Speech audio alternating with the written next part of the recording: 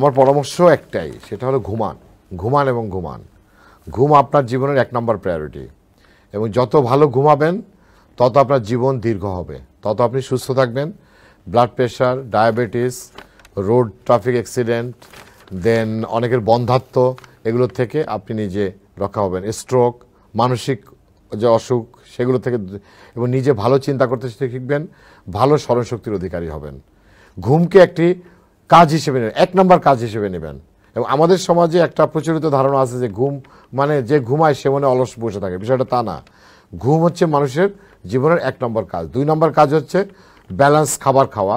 3 নম্বর কাজ হচ্ছে ব্যায়াম করা।